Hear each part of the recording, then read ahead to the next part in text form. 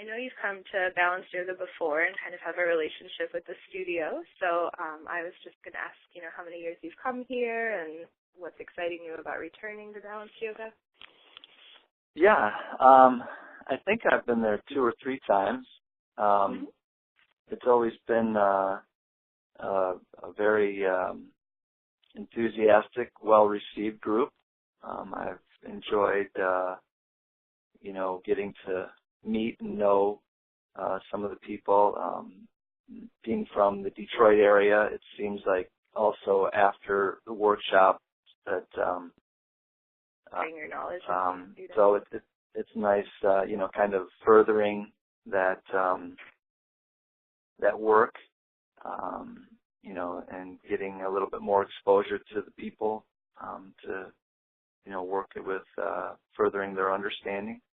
I really like the Columbus area, even though I am I won't say, don't put this in the interview.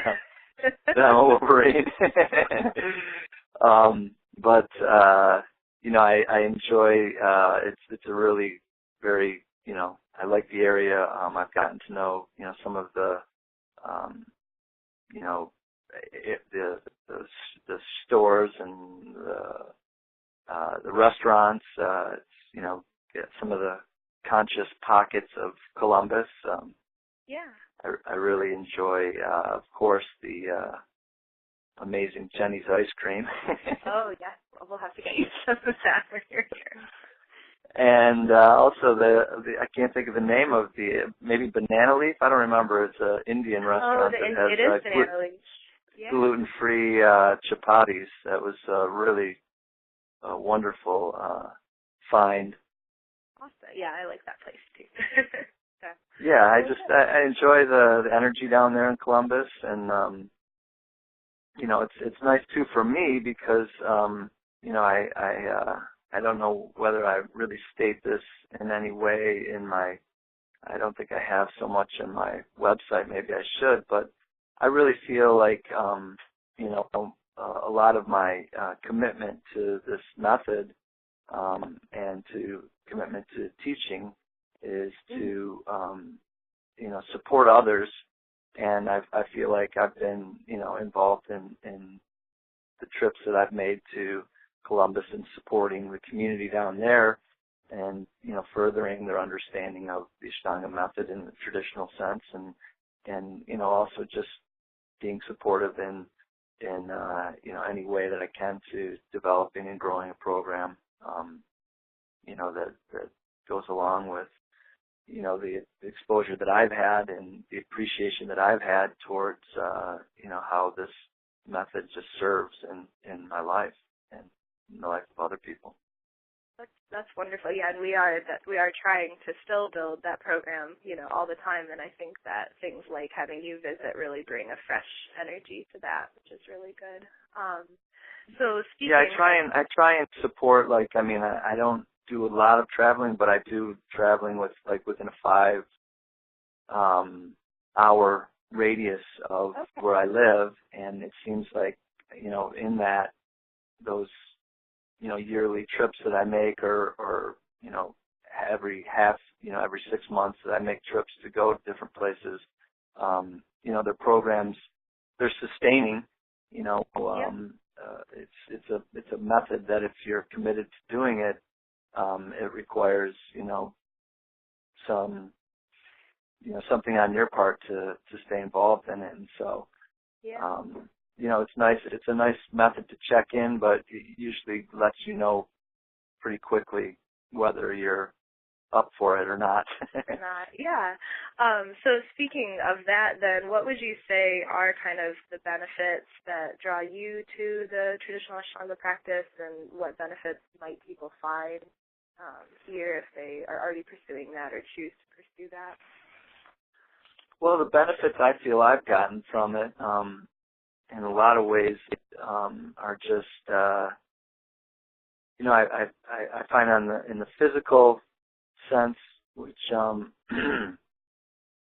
gives me access to a method or a practice of yoga daily that, I kind of scan myself and really check in to see just how my physical structure, how I'm using it, and getting a real strong sense of responsibility to the instrument, to just how I'm moving through my life in the physical form. And for the mental part of it, using the asana practice to still and balance my active mind, and to gain clarity, to kind of clear a crisper ability to see, just life, to see how I am perceiving things, and how I relate to things without, getting so caught up in reaction and the emotion that can be, tempting.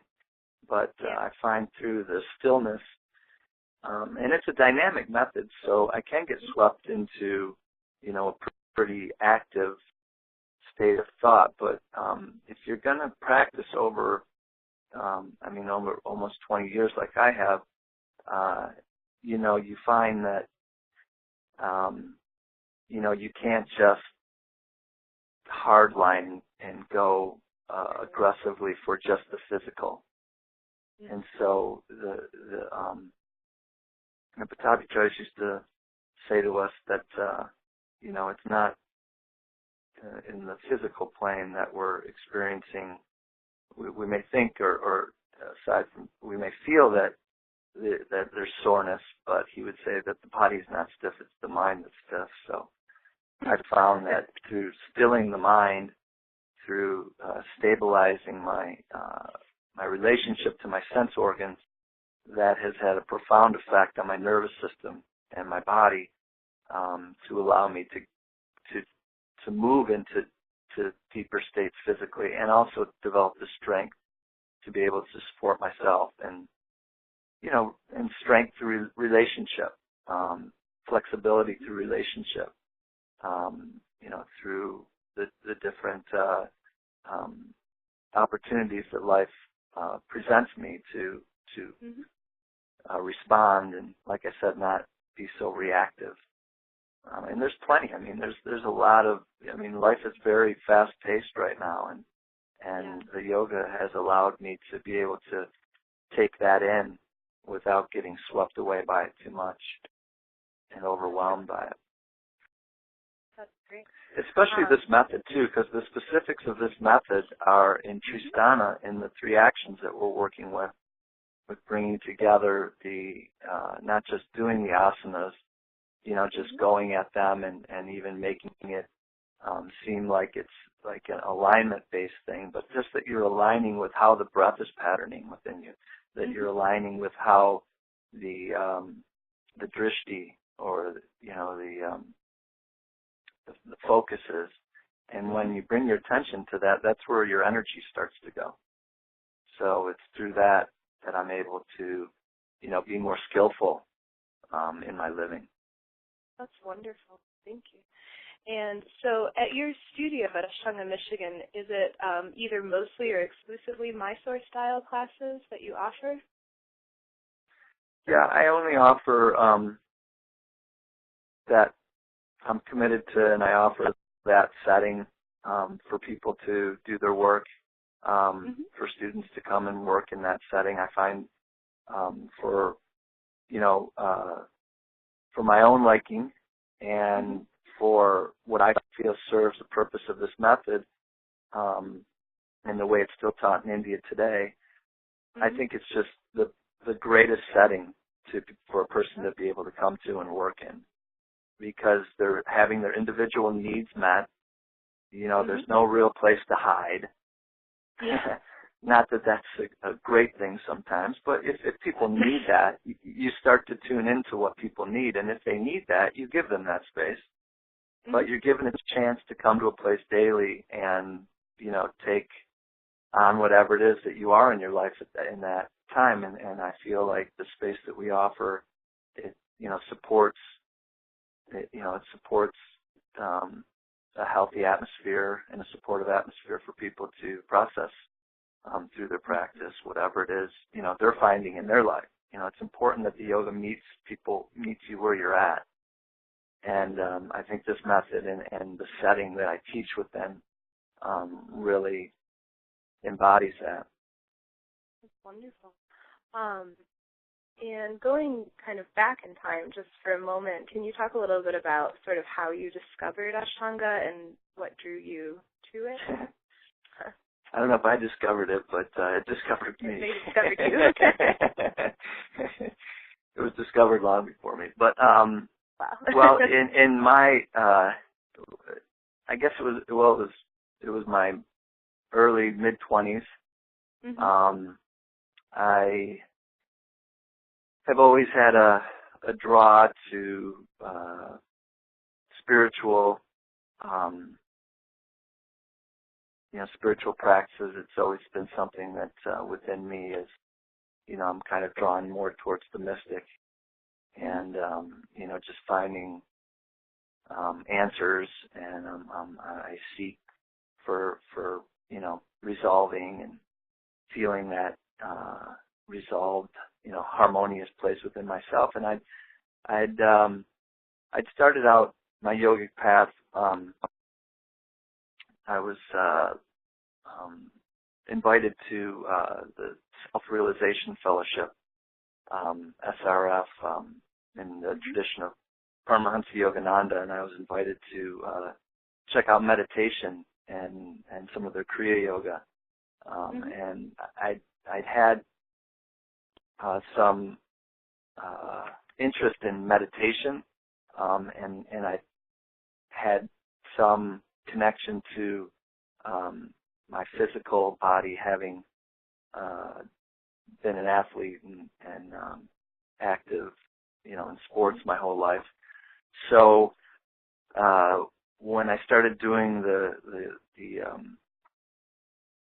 self-realization practice, it really opened me up to what was at that time in the early 90s was not mainstream yoga. But I found that I was starting to get interested, and then when I was presented with the physical practice that went along with it, I really started to get interested. And then when I found out about a little bit more into where some of the practices had come from, and learned a little bit about India, and looked into it a little bit, I found my way to Encinitas, California, where Self-Realization Fellowship, the main place was, and there was an Ashtanga center, one of the first ones, and Tim Miller taught, and I took a Mysore class, and I was like, I remember after the class just thanking everybody as they left, sitting there at the door and thanking them. And so then that led me, to, just more, I just wanted to find out more. And I moved to Colorado and studied with Richard Freeman and Annie Pace, and Annie Pace told me I needed to go to India. So once I found out, the path to Guruji, to Pattabhi Jois, I took that, and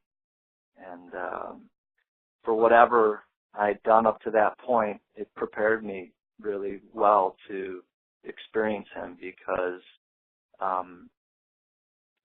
whether it was my appreciation for tradition, whether it was the great relationship that I'd had with my grandfather, who was the same age as Guruji, I just found it very easy to like and be liked by him, and to really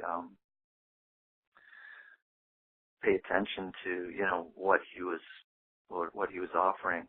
And I just found that for me it was very useful in the way that I wanted to align. I've been looking for a way to, a structured thing to apply to my life, and this really offered me that. Very wonderful. And so I was hooked. So you were what? So I was hooked. You were hooked, I see. Yeah. It found you, and then you were hooked. Very good. Well, yeah. Well, so just finally, kind of just to close up, is there anything in particular that you're looking forward to teach, like this weekend in the workshop, or that you would want to tell, participants of the workshop? Yeah. Well, the practice is already there. The method already exists, and there's no shortage of information in these times that can show you what it looks like, how it lines up, how the form is. The main thing I like to do with groups is to not only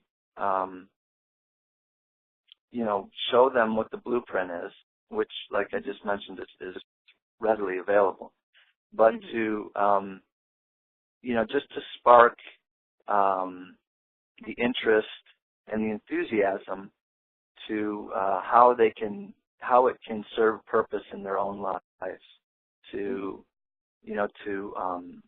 enhance their sense of what they find meaningful and purposeful, to enhance whether it's their work, whether it's their play, whether it's their family, whether it's their religion, whatever it is, how this method can bring them closer to themselves and what they're discovering in themselves and what they're enjoying in life. And just how, not that it needs to be, because it's very specific, it's very dynamic, but that they can find themselves within that and not be overwhelmed. Yeah. That they can find themselves within the practice and feel full and complete no matter what they're working with. Whether they're blessed with stiffness or whether they're challenged by being too flexible and not having enough strength. That whole spectrum of the physical, which comes into yoga pretty profound in our time now, but that they can accept and experience themselves in whatever form they bring themselves in, and be inspired to grow with it, to grow with it in daily living and over the course of their lifetime, so it doesn't burn them out, and so it's palatable, so they're able to not get overwhelmed by it. And that's really, that's the essence of really what I like to do. Like I said, it's already there. It's already there, and it's already within us. I just like to help shine a little more light on it. And connect to it. I do that with humor. I do that in a playful way. Okay. I'm not a hardliner fundamentalist. Okay. I really like to experience people and inspire them in the way that I've been inspired by it, to give them the information that's been given to me willingly. So that's really, I think,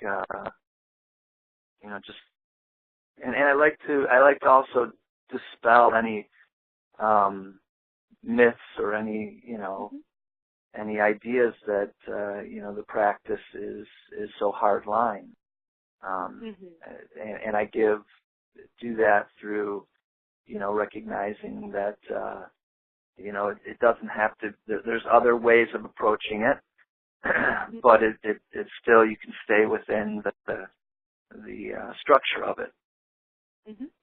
And you can modify for whatever the conditions are of the individual and their lifestyle or their physical challenges or their enthusiasm to go beyond. Mm-hmm. That sounds good. Well, is there anything else you wanted to add? That was really, I think that gives a lot of really in-depth information for people about. Yeah, just I guess you could just. I guess you could just maybe. No, I guess I think that's it. I think I have to keep something to teach. Yeah, to teach again. Well done. Yeah, well, thank you. Well, I really appreciate you taking the time, and I was kind of on the fence about taking the workshop myself this weekend, and I have to say that talking to you, I think, has kind of pushed me over the edge toward a yes on that. So you got one more participant just from talking to great. you. But then, yeah, we'll start to try to pass on, these words and these thoughts to the rest of the community here at the studio, and hopefully find some willing participants. Excellent. That'll be good. Well, thanks again. I'll see you in about a week. Okay. Well, you have a great day, and we'll talk to you soon. Thanks for your time. Bye. Bye-bye.